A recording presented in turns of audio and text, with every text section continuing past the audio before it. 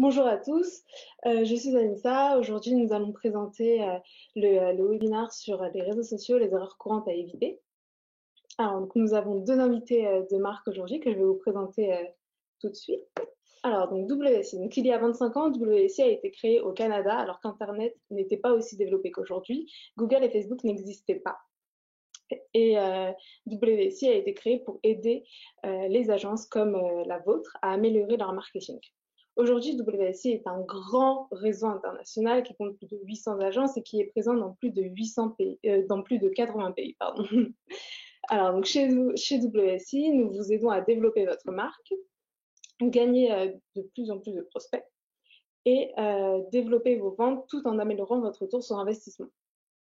Alors, donc cette approche est une approche à 360 degrés qui est adaptée à vos besoins et bien évidemment à ceux de vos clients. Donc maintenant, je vais vous présenter du coup donc, les deux grands et beaux intervenants du jour. Donc nous avons Elisa, donc la belle Elisa, qui nous a rejoint en tant que collaboratrice chez WSI en septembre 2020. Elle est Business Development Manager et Account Manager Junior chez WSI GAS. Elisa est détentrice d'un bachelor en marketing et elle vous propose avec enthousiasme et curiosité des stratégies et des solutions adaptées à vos besoins dans le domaine du marketing digital. Bonjour Elisa. Bonjour à tous. Et puis enfin, nous avons Gabor, le fort Gabor, qui nous a rejoint en 2017 en créant son agence en conseil marketing WSI GAT. Donc du coup, vous l'avez deviné, Elisa travaille pour Gabor. Donc son agence est située en Suisse. Gabor est passionné par le marketing digital et il travaille principalement avec les PME, mais aussi avec de grands groupes. Il possède des spécialités comme la présence en ligne et les réseaux sociaux, d'où son intervention aujourd'hui. Ses autres spécialités sont la création de sites web, le référencement naturel, le référencement payant. Ce n'est pas tout, c'est aussi un professeur. Il donne des cours aux étudiants dans 2 universités à Genève afin qu'ils maîtrisent la digitalisation pour leur future carrière. Il est aussi co-auteur de notre best-seller Digital Minds, le voici, qui est coécrit par plusieurs franchisés de la franchise du réseau WSI. Ce livre traite des chapitres essentiels que tout chef d'entreprise doit savoir maîtriser. Je vais donc maintenant laisser la parole à nos intervenants qui vont vous montrer comment éviter les erreurs courantes sur les réseaux sociaux. Bonjour d'abord. Bonjour Anissa, merci beaucoup pour cette introduction. Alors nous on est encore un peu en semi-confinement ici en Suisse. Je m'excuse pour la lumière, c'est pas top et le son non plus. J'ai pris ma petite tasse Superman parce que je veux vous donner plein de bons tuyaux pour être les héros du numérique. Alors aujourd'hui on va vous parler des réseaux sociaux, notamment les 5 points qu'on a à l'agenda. Donc la première question qu'on va essayer de répondre, ça sera: comment les consommateurs utilisent aujourd'hui les réseaux sociaux pour leur achat, c'est-à-dire les socionautes, comment ils utilisent les réseaux sociaux pour acheter, découvrir des produits. Le deuxième point sont quelles sont les erreurs fréquemment commises par les entreprises et comment les éviter, parce que vous avez tous ces socionautes qui viennent vous voir et il faut essayer de faire la meilleure impression et de répondre au mieux à leurs besoins. Le troisième point, ça sera comment bien planifier et mettre en place un calendrier éditorial avec un contenu riche, c'est-à-dire qu'est-ce que je poste, quand je poste, comment je poste sur les réseaux sociaux. Le quatrième point, ça sera de vous donner 2-3 petites astuces pour écrire, définir ce qu'on appelle une stratégie, et particulièrement pour les réseaux sociaux. Et à la fin, on sera ravis de répondre à toutes vos questions. Alors n'hésitez pas à utiliser la petite chatbox en bas à droite de votre écran. Et si vous en avez d'autres, posez-les après au consultant qui vous a invité à cette session. Tout à fait. Alors, avant de commencer, je voulais juste faire une petite introduction ou placer le cadre en fait de cette présentation, de ce webinaire.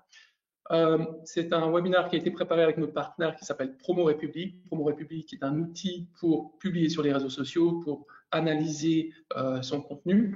Et la majorité des exemples qu'on vous montrera ici sont en fait pris de 2 grandes plateformes qui sont Facebook et Instagram. Et une des raisons, c'est que c'est les réseaux sociaux les plus utilisés d'après cette étude de Hootsuite qui date de janvier 2020, c'est-à-dire au début de l'année, avant cette pandémie, avant la crise du corona. il se peut que les nombres soient échangés. On sait que les socionautes ont passé entre 30 et 50% de temps plus sur les réseaux sociaux, mais je crois que c'est assez représentatif de, de la dynamique des réseaux sociaux aujourd'hui sur notre planète. Elisa, explique-nous comment le comportement des clients a changé depuis le confinement. Alors, il a radicalement changé. Donc, avec le confinement et toutes les restrictions qui ont été mises en place, il y a eu des grosses répercussions sur toutes les industries et les entreprises. Donc, depuis, il y a certaines entreprises qui ont pu, on pourrait dire, retourner à la normale, ouvrir leur magasin par exemple. Par contre, le comportement des acheteurs, lui, a beaucoup changé. Donc, sur la gauche, on peut voir un graphe. Donc, ça, c'est une étude qui a été faite aux États-Unis et il demandait aux participants si ces gens allaient éviter ou reprendre leurs bonnes vieilles habitudes après le Covid. Et on voit qu'il y a eu énormément de réponses et que la majorité des gens allaient plutôt éviter d'aller dans des bars, dans des cinémas, concerts ou autres, où il y a beaucoup, en général, beaucoup de monde, même dès que le Covid serait terminé. Donc on voit qu'il y a quand même un changement dans les habitudes.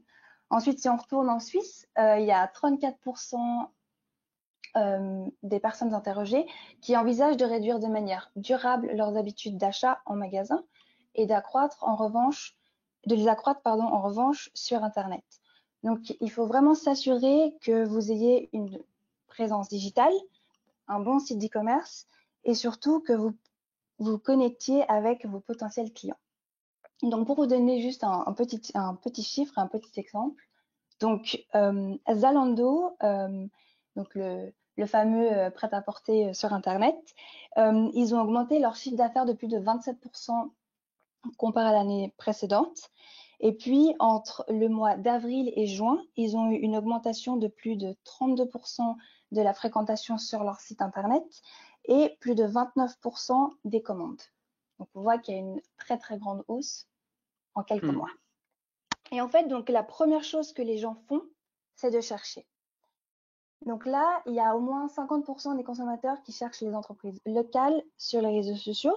Donc, pour vous donner juste un petit exemple, moi, avant d'acheter un produit, donc dans un magasin que je ne connais pas, je vais tout de suite sur les réseaux sociaux, voir si c'est de la bonne qualité, s'il y a des bons avis, s'il y a peut-être eu même des soucis de livraison auparavant, pour que j'ai une idée. S'il y a des bons, je vais dire plutôt une bonne impression, je pense que je commande. Sinon, je suis quand même réticente. Et je ne sais pas si vous savez, mais la source d'information première est Google et la deuxième sont les réseaux sociaux. Et donc, ce qui fait venir à mon point suivant, donc il y a 78% des recherches sur téléphone résultent en un achat en magasin. Donc, c'est pour ça qu'il est très important d'avoir un profil sur les réseaux sociaux et d'en avoir un bon. Et ça, on le définira plus tard dans les prochaines slides. Anissa, tu peux changer. Merci beaucoup. Et donc ensuite, là, il y a 71% des consommateurs sont plus susceptibles d'acheter auprès d'une marque après une expérience positive sur les médias sociaux. Donc là, il est aussi très, très important de savoir que sur les réseaux sociaux, avoir un profil, il peut y avoir un impact positif comme négatif sur la volonté d'achat d'un produit. Donc ça, on le verra aussi plus tard dans la présentation. Et puis finalement, il y a 78% des consommateurs qui font confiance aux avis sur les réseaux sociaux autant que les recommandations personnelles. Donc là, on se rend compte que les avis sont pris en compte. Pour vous donner aussi un exemple, imaginons j'ai envie de manger dans un restaurant chinois ce soir. Et puis j'ai deux options. Une qui est à 10 minutes de chez moi, mais qui a de très mauvaises recommandations, mauvais avis, aucune étoile. Et un autre qui est peut-être à 15 minutes de chez moi, mais qui a de très bons avis, très bons commentaires. Je pense que le choix est assez vite pris. J'irai quand même assez vite 15 minutes de chez moi. Voilà. Anissa, tu peux. Voilà. Donc là, on vient de discuter de l'importance des réseaux sociaux. Et donc, avec Gabor, on va vous énumérer quelques erreurs courantes et on va surtout vous donner des solutions pour les éviter. Donc, pour la première erreur, c'est que votre page d'entreprise ne soit, alors, soit non consultable ou qu'il y ait des informations clés manquantes. Donc, dans les prochaines slides, je vous montrerai ce qu'il ne faut surtout pas faire et des exemples d'entreprises qui font très bien les points mentionnés. Donc, le souci, ça pourrait être de ne pas avoir d'adresse physique ni d'itinéraire, aucune information sur les horaires d'ouverture, il n'y a pas d'informations telles que le numéro de téléphone, il n'y a pas d'adresse électronique non plus. Ensuite, il y a aussi les boutons natifs sur Facebook, acheter maintenant et réserver maintenant. Ou alors, il y a un problème, une cohérence entre l'image de marque et ce qui est posté sur les réseaux sociaux. Donc, Anissa, là pour nos 2 premiers exemples. Donc ça, c'est la chose à ne pas faire. Donc là, on voit 2 pages d'entreprise, des pages Facebook différentes. Donc à gauche, vous avez une entreprise de rénovation et à droite, une entreprise de fitness. Donc là, on voit vraiment qu'il manque crucialement d'informations utiles. Donc, on ne sait pas comment les contacter, où les trouver. Il n'y a aucune adresse physique, pas d'itinéraire, ni de Google Maps. On n'a aucune idée de où ils sont, tout simplement. Et donc, en tant que client potentiel, si j'ai envie d'aller, par exemple, au fitness, je ne saurais pas comment y aller parce que je ne connais même pas l'adresse. Donc, c'est dommage parce qu'on perd des clients. Et donc, c'est pour ça qu'il faut faire très attention lors de la création de pages Facebook, par exemple. Il y a des champs, tout guidé, il y a des champs l'un après l'autre qu'il faut remplir. Et c'est comme ça que vous aurez toutes les informations utiles et que les clients pourront vous trouver. Anissa? Merci. Donc là, la solution, c'est mettre à jour l'adresse, intégrer également la carte pour Google Maps, ajouter les coordonnées, ajouter des images d'une boutique. Ça pourrait être intéressant, par exemple, si vous avez un petit shop, un petit café, mettre des images du bar, des places assises, c'est toujours sympa. Comme ça, les gens, ils savent à quoi s'attendre quand ils viennent. Et puis, également, ajouter les boutons commander maintenant et réserver maintenant. Donc, super, merci. Alors là, donc, la page IKEA, donc qu'on connaît tous, magasin de meubles. Donc, c'est un exemple parfait de ce que je viens d'énumérer. Donc, il y a toutes les informations qu'on pourrait souhaiter sur une page. Donc, il y a le bouton natif acheter, il y a la map, l'adresse, et il y a aussi les horaires d'ouverture qui est très importante dans cette période car les horaires changent énormément de semaine en semaine. Il y a aussi le site internet et le numéro de téléphone. Et ensuite, pour vous donner un deuxième exemple, merci beaucoup. Donc, Lemon Cha, c'est une boutique de boissons. Et donc là, on voit aussi qu'ils ont toutes les informations utiles pour pouvoir les trouver rapidement sur les réseaux sociaux. Et puis, tout simplement, il suffit de suivre les champs à remplir dans Facebook pour avoir une page complète, détaillée et pour avoir le plus d'informations possible. Donc, je sais que ça paraît simple vu comme ça, mais comme je vous ai montré précédemment, il y a plusieurs entreprises qui malheureusement ne le font pas. Ah, donc voilà, je pense c'est tout pour moi.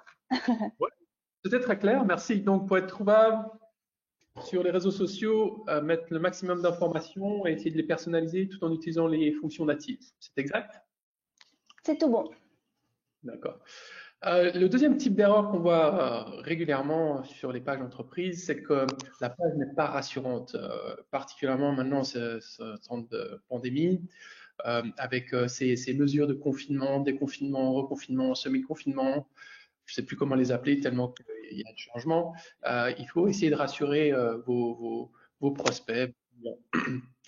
Il y a une autre erreur qui apparaît souvent, c'est la fréquence de publication. Ça peut donner des signaux mixtes à votre audience lorsqu'ils voient que c'est pas régulier, c'est pas assez régulier. Après, une autre erreur, c'est ce qu'on appelle un contenu générique qui n'engage pas ou peu ou pas de contenu interactif. Alors, ce qu'on va faire, c'est qu'on va revoir chacun de ces points, et on va commencer par la prochaine slide, s'il te plaît. Alors, ça, c'est typiquement un type de contenu qu'on considère comme non engageant, parce qu'en fait, il y a trop de texte, il n'y a pas d'espace, l'image est une image générique, et en sachant que l'attention d'un internaute aujourd'hui est entre 5 et 8 secondes, ben, ce qui va se passer, c'est lorsque il va voir ce post-là, ben, il va passer tout de suite au suivant. Donc là, évitez absolument ce genre de post parce que vous n'aurez pas de succès. Est-ce qu'on peut voir la prochaine slide? Ça, c'est encore un autre exemple. Là, c'est encore pire que celui-là d'avant. En fait, ce qui se passe, c'est que l'information est très brève, elle n'est pas structurée, et le résultat, ben, il est évident. Vous voyez le nombre de likes, il se limite à 25, le nombre de partages, il est seulement à 6, et il y a très peu de visuels.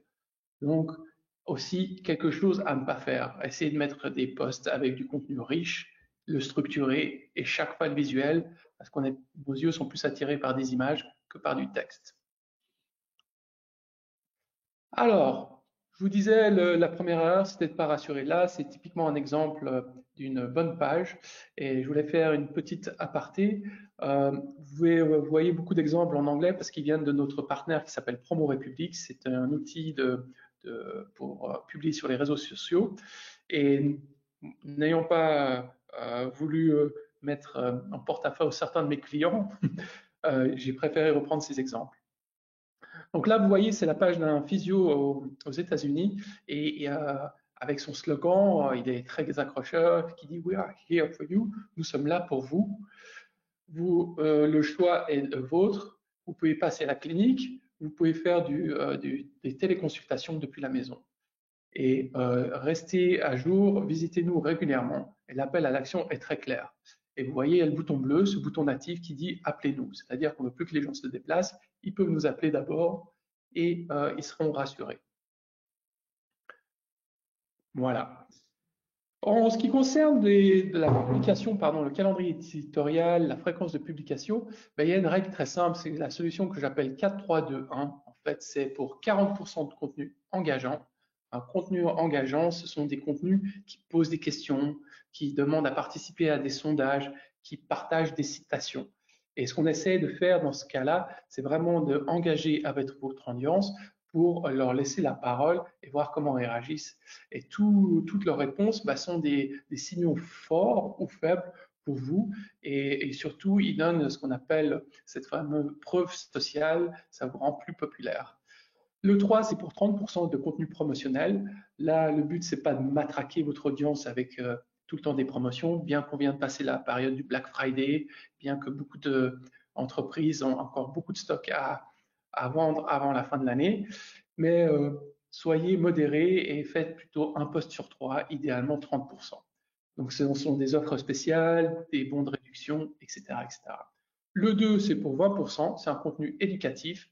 Là, il faut essayer d'éduquer en partageant des conseils, des astuces. Le piratage, je pense que là, il y a un souci de traduction. C'est pas du piratage, c'est des petits hacks, comme on dit en anglais. C'est comment gagner des astuces. Voilà, exactement. Merci, Elisa. Et le 1, c'est pour 10% de contenu conservé.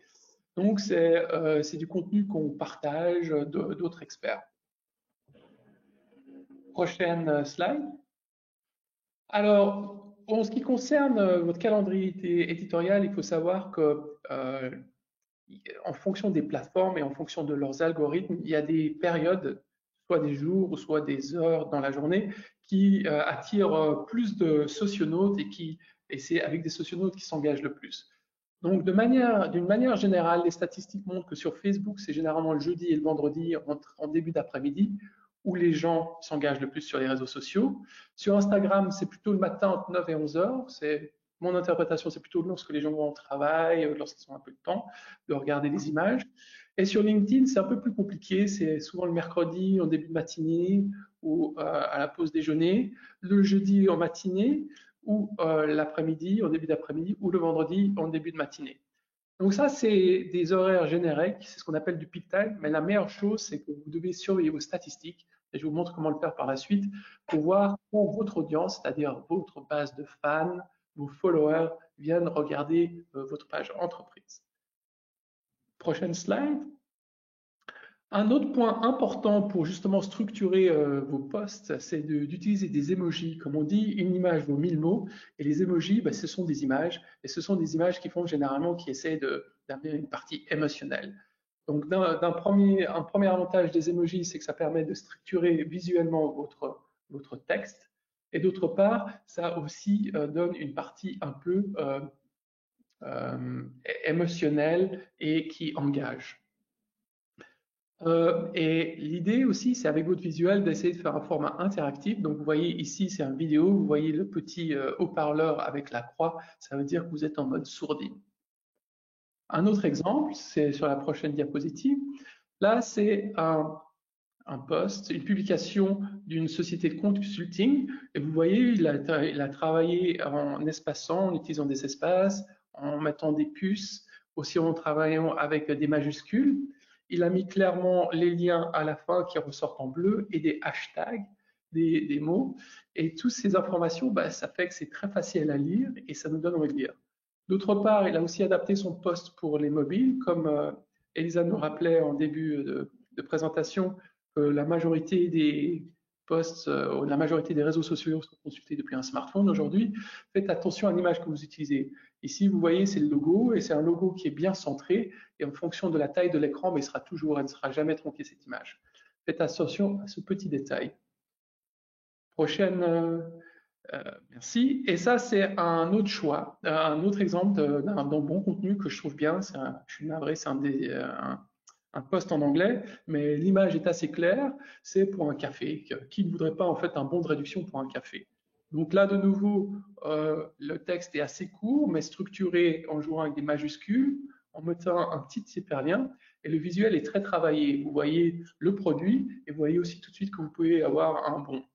Donc, ce visuel présente très très bien l'offre, et les gens, ils cliquent beaucoup plus facilement sur ce type de post.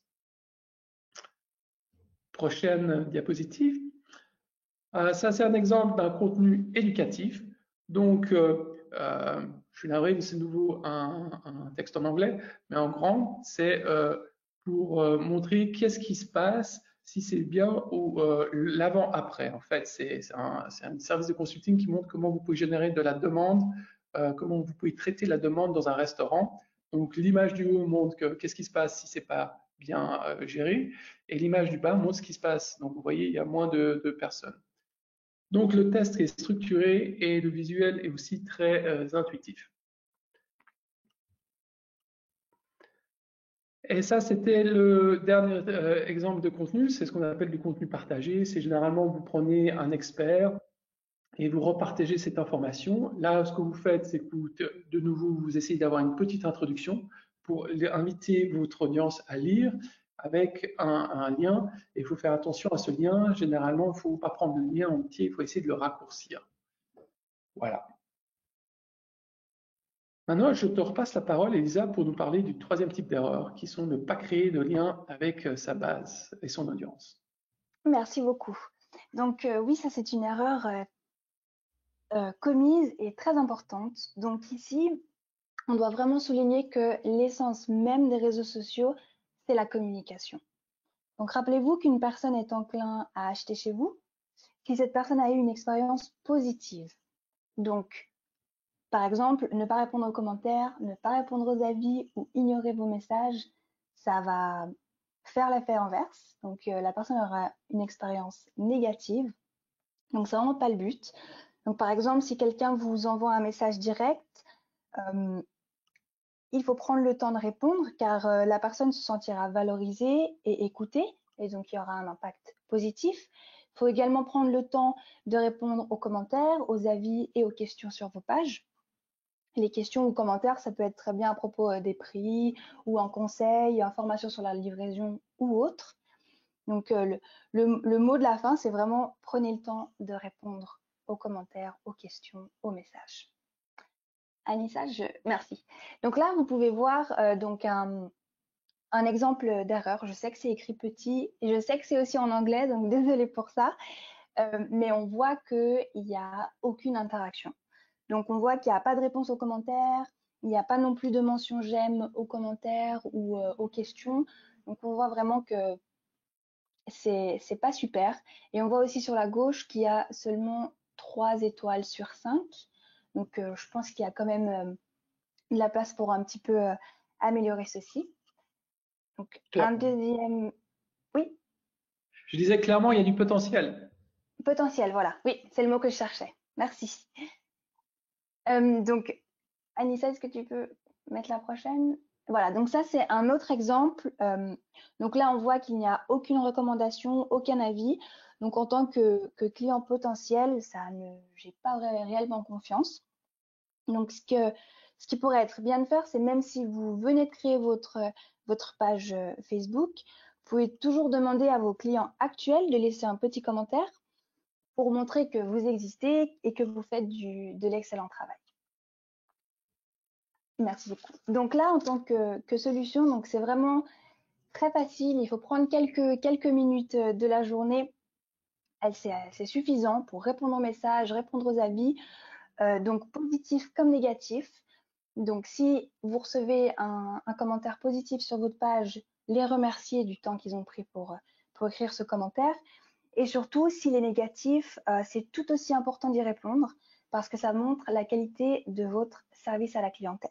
Donc, je vais vous montrer juste après quelques exemples. Et puis surtout, il faut interagir avec les commentaires. Donc là, le premier exemple, c'est un très bon exemple. Je suis désolée, je sais que ça donne faim, c'est midi, mais donc on voit qu'il y a Fernando qui a donc laissé un commentaire. McDo a répondu avec un dialogue très personnalisé. Donc, ils ont utilisé le nom, donc Fernando. Ils l'ont remercié pour son commentaire. Et prochaine étape. Donc, ils ont dit, on va transmettre votre commentaire à notre équipe. Donc là, McDo, ils montrent qu'ils sont à l'écoute et qu'ils vont faire le nécessaire pour que leurs clients soient satisfaits et surtout les remercier du commentaire. Et puis finalement, le dernier exemple, merci beaucoup. Donc, c'est une page Facebook pour un café, tel que Starbucks par exemple. Donc là, on voit que c'est une question très courte, en anglais encore une fois, mais la réponse est détaillée car ils expliquent que c'est avec leurs meilleures graines de café, ils donnent aussi les ingrédients. Donc, répondre avec une réponse détaillée, c'est toujours une bonne chose car ça montre à la personne qui a posé la question que son commentaire a une valeur et que vous prenez le temps d'y répondre. Et surtout, imaginons qu'une autre personne se pose la même question et du coup, elle pourra lire le commentaire, donc elle sera informée, peut-être convaincue et au final, on croise les doigts pour que la personne achète directement le produit. Voilà, c'est tout pour moi. Je laisse la parole à Gabor pour le dernier petit point. Merci Elisa, c'est des très bons exemples, ouais. L'engagement. Alors, comme mentionné précédemment, lorsque vous voulez mesurer votre succès, la meilleure chose, c'est d'utiliser des outils d'analyse qui mettent à disposition. Ce qu'on constate souvent, c'est que les gens s'occupent de leurs réseaux sociaux, mais ils n'ont aucune connaissance de l'impact. Donc, ce qu'il faut faire, c'est qu'il faut mesurer ce qu'on appelle la portée, c'est-à-dire le nombre de gens qui ont vu, qui ont été atteints par vos publications, ainsi que l'engagement, c'est-à-dire le nombre de socionautes qui ont laissé des commentaires, liké, repartagé. Aussi, ce qu'on se rend compte, c'est que les gens, en fait, ils définissent pas des objectifs RS pour réseaux sociaux par rapport aux objectifs commerciaux. L'idée ici, c'est vraiment de se dire, voilà, mon objectif commercial est comme et je dois faire un chiffre d'affaires de temps, je dois avoir tant de commandes, ou j'aimerais rencontrer tant de gens, et comment traduire ces objectifs commerciaux en des objectifs typiques ou propres aux réseaux sociaux. Et une fois que vous avez ces objectifs, il faut les mesurer et ça vous permettra d'ajuster votre calendrier éditorial en conséquence afin de mieux atteindre ces objectifs. Alors, la diapositive suivante. Donc, comme je le disais, c'était suivre la portée et l'engagement, identifier les postes les plus performants et utiliser pour le premier. Ça, j'ai vu. Mais ce que je voulais, c'est, je crois, est-ce qu'elle arrive maintenant, cette diapositive, c'est vous montrer un outil. Voilà. Donc là, vous avez deux outils. Vous avez à gauche un outil que nous, on utilise, c'est l'outil de Promo République WSI. Et en fait, c'est un dashboard, un tableau de bord qui vous permet de voir des indicateurs clés, des KPI, où le premier chiffre tout en haut à gauche, c'est le nombre de followers, c'est-à-dire combien de gens suivent votre page. Le deuxième chiffre, c'est le nombre d'engagements. Et le troisième, là en l'occurrence, on a pris par rapport à Twitter. Et ça, c'est très important de mesurer ça. Sur la partie droite, vous voyez un tableau de bord d'un autre outil qui s'appelle SEMrush. Là, vous voyez aussi d'un point de vue pour différentes plateformes le nombre de followers, le nombre de posts, c'est-à-dire de photos, de publications, et l'engagement pour chacun de vos canaux. Et ça, c'est des outils que nous, on regarde de manière hebdomadaire, voire quotidienne, en fonction de l'activité et de l'audience des réseaux sociaux. Donc, s'il vous plaît, organisez-vous un tel tableau de bord. Oups, c'était un peu trop rapide. Pour bien comprendre l'impact de vos publications, l'impact de votre calendrier éditorial sur vos réseaux sociaux. Prochaine slide. Donc, on est arrivé à la fin, midi 4, je suis content, on a bien respecté le timing. Pour conclure, une petite checklist. Donc, le premier point, et qui est critique, c'est d'avoir vraiment une stratégie des médias sociaux. Ensuite, c'est de travailler vos profils sur vos différentes plateformes de réseaux sociaux. C'est d'être sûr que vous êtes trouvable. Ensuite, publier régulièrement, idéalement une fois par jour, plus fréquemment si vous avez des grandes audiences et sur certaines plateformes. N'oubliez pas d'utiliser différents formats et types de contenu. Donc aujourd'hui, on peut faire du texte, de la photo, de la vidéo, on peut avoir des stories, on peut avoir des sondages. Il y a plein de contenus différents et ça évolue très rapidement sur ces plateformes. Interagissez avec votre audience, répondez à tous les messages, à tous les commentaires, acceptez toutes les critiques, qu'elles soient positives ou négatives. C'est toujours une opportunité pour vous améliorer et une opportunité pour montrer à votre clientèle que vous les considérez. Et le dernier point qui permet de vous améliorer en continu, c'est d'analyser régulièrement tous vos indicateurs afin d'ajuster votre calendrier éditorial. Je crois qu'on est arrivé à la fin de notre présentation, Anissa. Je ne sais pas si tu veux reprendre la parole, la main. Alors, donc oui, désolée pour les petits cafouillages de slides. La souris est très sensible, Pas grave. mais j'espère néanmoins ne pas vous avoir gêné. Alors, donc c'était très intéressant et puis en plus, les petits posts en anglais, enfin, ça va, ils étaient faciles quand même à comprendre, même si vous nous avez donné faim. Désolée. C'est pas grave. Alors, du coup, on va passer aux questions. Alors, j'ai une petite question sur l'image générique. Alors, attendez, je vais revenir peut-être à cette slide. Hop, hop, hop. Donc, c'était en tout début. Celle-ci. C'était celle-ci. Donc cette image numérique là, donc si la personne a bien compris, donc c'est en fait une image générique, c'est une image trouvée qu'on trouve sur internet et une image générique n'est pas une image qu'on va mettre de notre entreprise, qui est personnalisée par l'entreprise. C'est bien ça? Oui, c'est ça. C'est des images qu'on peut soit obtenir gratuitement avec libre de droit ou soit pour payer. Le souci des images génériques, c'est généralement tout le monde utilise les mêmes images, donc elles ne sont pas personnalisées. Et là, il est assez clair pour ceux qui sont un peu habitués de reconnaître une image générique d'une image personnalisée. Donc l'idée, c'est chaque fois essayer de mettre une image personnelle, même si elle n'est pas 100% pro, les gens connectent plus facilement avec de l'authentique qu'avec des choses qui ne sont pas cohérentes.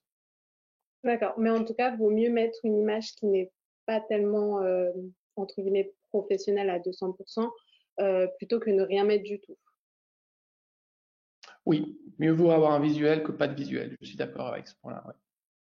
D'accord. Et j'avais une autre question aussi. Comment on peut définir les objectifs des réseaux sociaux? Je vais vous parler de l'exemple qu'on a chez nous. C'est un travail qu'on fait chaque semaine avec Elisa.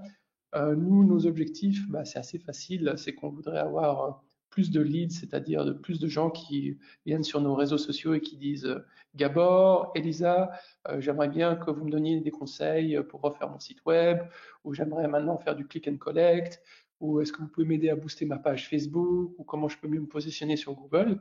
Et ça, c'est notre objectif commercial final. Donc, pour faire ça, on a décliné ça. La première chose, c'est d'agrandir nos communautés, c'est-à-dire plus l'audience est grande, plus notre message sera vu. Ensuite, on va regarder le nombre d'engagements, c'est-à-dire le nombre de gens qui like, qui posent des commentaires. Et finalement, on regardera le nombre de messages, soit par email ou soit directement sur la plateforme, qui disent contactez-nous parce qu'on voudrait parler de notre souci. D'accord, merci. J'ai une autre question qui dit que pensez-vous de la pertinence présence d'une entreprise dans le B2B sur Instagram? Alors, B2B Instagram, bah, c'est notre souci, c'est notre défi. Euh, pour l'instant, on n'a pas trouvé la bonne formule. Nous, ce qui marche, c'est généralement quand on parle à titre individuel, c'est ce qu'on appelle le personal branding. J'ai plus de succès lorsque je parle à mon nom en tant que chef d'entreprise que lorsque l'entreprise parle de moi. C'est comme ça. Donc le B2B, je pense que c'est possible, mais c'est vraiment, ça doit être personnalisé. Et en Si je sais général, pas, ah oui, euh, vas-y. ce qui est très très important sur Instagram, c'est le visuel des images ou des vidéos que vous choisissez. Il faut vraiment que ce soit parce que généralement les gens ils regardent l'image et puis ils double-cliquent pour l'aimer, mais ils ne lisent pas forcément la description. Donc il faut vraiment que l'image elle parle d'elle-même, qu'elle soit peut-être belle si je puis dire entre guillemets, mais vraiment qu'elle donne envie à la personne de peut-être même connaître un peu plus sur vous. La vidéo. Non. Gabor, je ne t'entends pas très bien. Allô? Bon, Elisa, est-ce que tu peux compléter ou pas?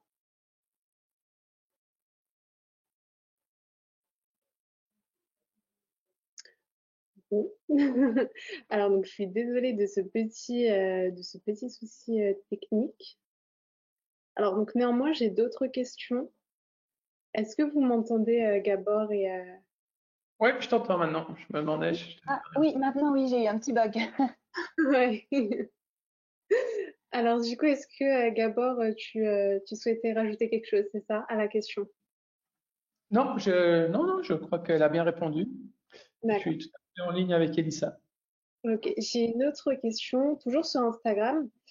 Si les longs textes sont valables et vérifiés en fait pour une entreprise. Par exemple, des longs posts sur Instagram, ce serait peut-être moins pertinent, non? Alors, je sais pas, tu veux répondre à cette question, Elisa? Bah, je sais pas, en fait, c'est une question qui a été posée. Euh, si les longs textes sur Instagram sont valables ou vérifiés. Alors, La notre question, c'est... expérience, c'est... Ouais. Pardon. Allez, tu peux y aller, Gabor. Alors, comme Elisa le mentionnait, sur Instagram, ce qui est très important, c'est le visuel. Si le visuel est attractif, les gens commencent à lire. Si vous faites des textes longs structurés bien, les emojis sont très utilisés, ils permettent vraiment de bien structurer le texte. Et une astuce qui est très utilisée, c'est les hashtags. C'est ça qui permettra d'atteindre les bonnes audiences. Plus vous mettez d'hashtags, on me dit entre 10 et 12, plus vous aurez plus grande sera la portée. D'accord. Merci. Alors, je vérifie s'il n'y a pas d'autres questions. Euh, Normalement, c'est tout.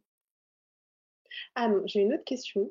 Alors, donc, y a-t-il une application gratuite ou peu chère pour une TPI, donc petite entreprise, qui regrouperait les différentes analyses des sites sur lesquels on peut retrouver des publications?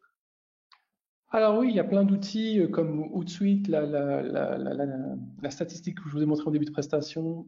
Hootsuite, je crois que c'est gratuit jusqu'à 10 canaux que vous pouvez utiliser, jusqu'à un certain nombre de posts par jour.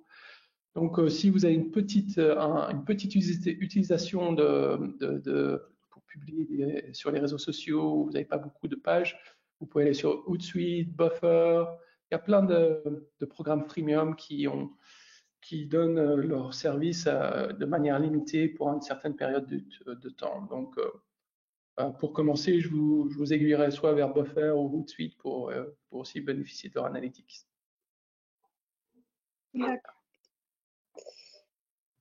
Et puis, j'ai une autre question aussi. Aujourd'hui, le sujet a l'air de plaire. Alors, donc, comment diffuser du contenu éducatif ou des témoignages clients quand on fournit des services confidentiels et pour lesquels on ne peut pas diffuser l'identité des clients? Est-ce que tu veux que je répète, est-ce que vous voulez que je répète la question ou pas? Non, c'est assez clair. Tu veux répondre à la question, Elisa, ou tu veux que je m'en occupe? J'aurais une idée pour la réponse. Tout d'abord, il faudrait avoir peut-être le consentement de votre client. Et ensuite, vous pouvez simplement changer le nom d'entreprise ou autre. Peut-être que comme ça, on n'aura aucune idée de la personne qui a fait ce témoignage ou autre. Juste ajouter les Je donnerais initiales. ça comme Ouais, je suis d'accord. Avoir le consentement et après anonymiser, au lieu de mettre Gabor Marcus, vous mettez GM pense que ou dit que, tatani, tatata. Ça, c'est en ce qui concerne le témoignage. Et en ce qui concerne la partie éducative, je ne comprends pas quel est le souci que ce soit confidentiel ou pas. Donc, si c'est éducatif, c'est l'entreprise qui soit reprendre la parole d'un expert qui a été publié, donc qui est déjà public, ou soit c'est vous qui partagez votre propre expérience sur des trucs et astuces, sur des conseils. Euh, j'ai aussi d'autres questions. J'en ai deux autres, puis après, je pense qu'on va arrêter parce qu'il est déjà midi 15. D'accord. Euh, j'ai une question par rapport à LinkedIn. Mhm. Est-ce qu'il est judicieux de contacter les personnes qui se disent de l'entreprise alors que ce n'est pas la réalité? Est-ce qu'il est judicieux de... Pardon, tu peux répéter? Est-ce qu'il est judicieux de contacter les personnes qui se disent de l'entreprise alors que ce n'est pas la réalité? Je pense que la question devrait être plutôt est-ce qu'il est judicieux de contacter une personne de l'entreprise si, si, enfin, si c'est juste en virtuel en fait et non en physique, je pense. Alors, moi, je pars du principe que les gens qui sont sur LinkedIn sont là pour réseauter, sinon ils n'ont rien à faire sur le réseau. Et s'ils sont sur le réseau mais ils veulent pas être consultés, ben, généralement ils mettent un profil caché. Mais moi, je recommanderais à consulter, quoi, à contacter tous les gens. Par contre, ne trichez pas, dites pas que vous travaillez pour Coca-Cola si vous travaillez pour, je sais pas, pour une boisson locale, quoi.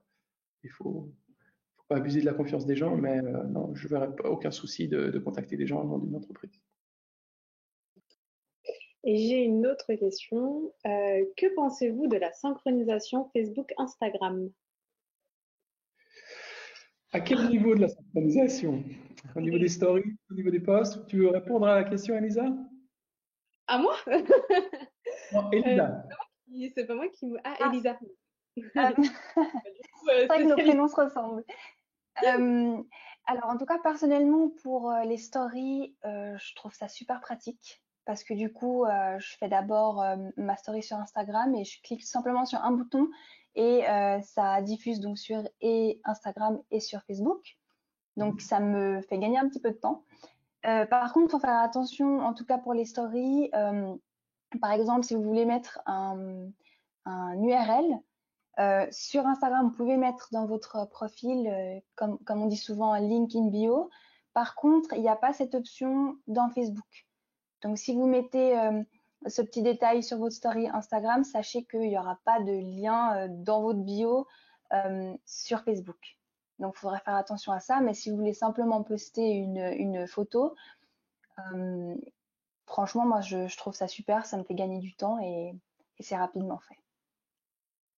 Ouais. Bon, bah, Et du en coup, partager des vidéos, par exemple, ça, je crois que ça marche pas très bien avec les stories et les vidéos. Ça marche seulement sur Instagram ou ça marche aussi sur Facebook maintenant. Les stories sur Instagram, du coup, c'est IGTV. Donc, Mhm. les vidéos de plus d'une minute, elles sont directement passées sur IGTV. Et sinon, pour Facebook, normalement, ça devrait fonctionner aussi. D'accord. Dans tous les cas, la question était liée au niveau des postes. La personne a Ah, les précisé. posts, ok. Bon, alors du coup, merci. Bah, du coup, moi, j'utilise pas la synchronisation pour les posts. Je fais une plateforme après l'autre. Mais pour moi, si la story fonctionne, j'envisagerais de... Faudrait que je regarde, mais je pense que ça pourrait être une bonne idée et un gain de temps. J'avais une remarque par rapport à une personne qui disait que vous n'avez pas trop parlé de Twitter dans les réseaux sociaux, dans ce que vous mettez en campagne. Du coup, est-ce que vous ne faites pas de promotion de campagne sur Twitter, c'est ça? En tout cas, en Suisse, Twitter ne marche pas très bien, donc c'est pas un canal préféré. Euh, sur Twitter, ce qu'il y a, c'est que l'idée, c'est de vous envoyer des messages courts, je crois, jusqu'à 250 caractères. On peut mettre des visuels, des vidéos aussi aujourd'hui. Donald Trump a fait toute sa politique grâce à ce réseau social. Euh, les principes qu'on a partagés, ça marche. Il faut juste savoir que l'audience sur Twitter est beaucoup plus petite que sur les deux autres réseaux qu'on a mentionnés dans cette présentation. Et que pour moi, c'est un canal qui est assez difficile à suivre si vous n'avez pas bien structuré les fils de discussion. D'accord. Ok. Et puis j'ai une dernière remarque qui dit que Trustpilot, que pensez-vous du coup de Trustpilot qui est peut-être un bon outil pour vérifier l'intérêt de son entreprise et services? Est-ce que vous connaissez ou pas cet outil? En connaître Trustpilot, c'est pour avoir des avis, oui. Mais je pense que c'est hors sujet, c'est pas spécifique aux réseaux sociaux, ça on peut l'utiliser.